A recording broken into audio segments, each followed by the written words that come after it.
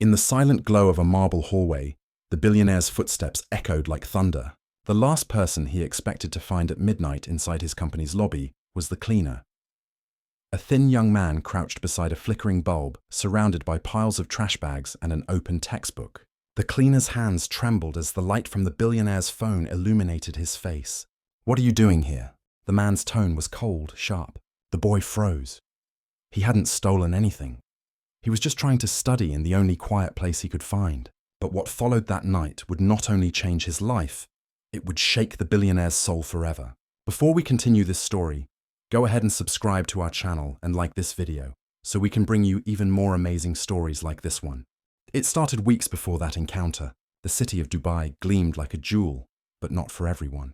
Among its skyscrapers and gold-plated lobbies, Kamal, a 22-year-old cleaner from Sudan, worked 14-hour shifts in a luxury corporate tower owned by the powerful billionaire Mr. Saif Al-Mansour, a man known for his perfection, discipline, and zero tolerance for mistakes. Kamal had come to the city with dreams bigger than his paycheck. He'd always wanted to become an engineer, to design the very buildings he was now sweeping. But his life was a blur of mops, detergents, and exhaustion. He couldn't afford college, barely food. Yet every night after his shift, he stayed in the dim corridor near the maintenance closet, reading borrowed engineering books by flashlight. He lived in a cramped dormitory with 6 other cleaners, men who laughed at his dreams, calling him Professor Mop. But Kamal didn't mind. He believed in something they had forgotten: hope. Meanwhile, Saif al-Mansour ruled his empire from the top floor. A man of vision and power, yet arrogance shadowed his success. He often said, "People are poor because they think poor." He believed money and discipline were the only gods worth serving. One night, the building's power flickered during a storm. Saif returned unexpectedly to retrieve a forgotten document. What he saw on the security camera would ignite the story. A cleaner in uniform, sitting cross-legged in the dark, studying instead of working.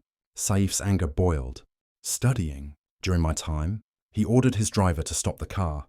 He was going to teach this cleaner a lesson in discipline. The elevator hummed as Saif descended into the empty lobby.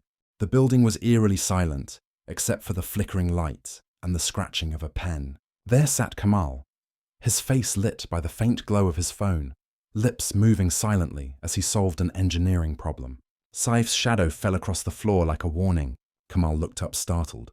He quickly stood, nearly dropping his book. Saif's cold gaze swept over him. "This is how you use company time? Studying instead of cleaning?" Kamal stammered, apologizing, explaining that his shift had ended, that he just needed a quiet place because his dorm had no electricity that night. But Saif's pride flared. To him, it was an insult. A worker using his property without permission, as if the cleaner believed he belonged there. "Do you think this building is your school?" he snapped. The next morning, security escorted Kamal out.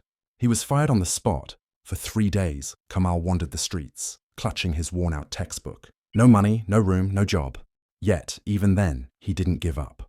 Every evening, he sat near public lights, still studying, still dreaming. But fate was not done with him. A week later, Saif attended a major construction conference. A new tech firm was presenting an innovative design, a cooling system for skyscrapers that reduced energy costs by 60%. The presenter, a young engineering intern sponsored by a local charity, none other than Kamal. The billionaire's heart skipped a beat as he recognized the same face, thinner, tired, but glowing with quiet confidence. Kamal's voice trembled slightly as he explained his design, inspired by the air circulation in desert termite mounds. The hall burst into applause.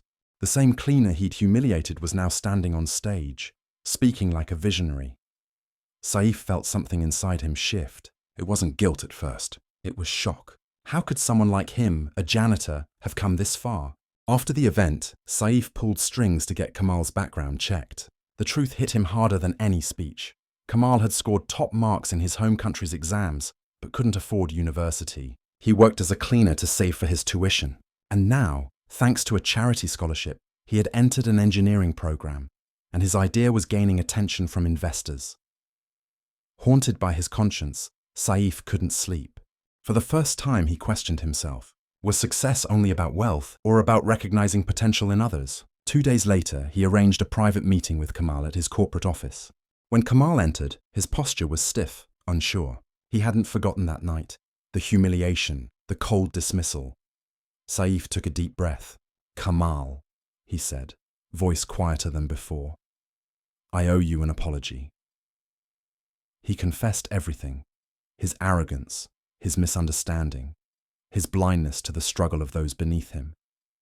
Kamal stood silently, unsure whether to believe it. Then Saif placed a contract on the table. "Your project. I want my company to fund it. But on one condition. You lead the engineering team." Tears welled in Kamal's eyes, not because of money, but because someone finally saw him. In the months that followed, Kamal's design revolutionized Saif's construction empire. Energy costs dropped, profits soared, and international recognition followed. But more importantly, Saif's leadership changed. He began introducing scholarship programs for underprivileged workers' children, ensuring no one's dream would die in the dark again. One evening, Saif returned to the same lobby where it all began. The lights were bright now, but he turned one off intentionally, leaving a small pool of shadow in the corner. "Let it remind me," he whispered, "of where I once couldn't see." Years passed. Kamal became one of the youngest chief engineers in the region. He bought his mother a house back in Sudan and funded education for dozens of children from his village. When reporters asked about his success, he never mentioned his hardships. Only one sentence: "Someone once caught me studying in the dark. Now I help others find their light." As for Saif, his transformation became legendary. He no longer called himself a billionaire. "I am," he said in an interview, "a student who learned late that wealth means nothing if it cannot lift others." And sometimes, late at night, security guards still see a light flicker in the corner of his office. Saif reading through scholarship letters sent by students around the world. Letters that begin with words that never fail to humble him. "Dear sir, I'm writing this under a streetlight, but because of you, I still believe my future can shine. Not every rich man is wise, and not every poor man is powerless. Sometimes, those who seem to have nothing hold the light that can guide even the wealthiest souls out of their darkness. So next time you see someone struggling, ask yourself, are you judging their present or witnessing their beginning?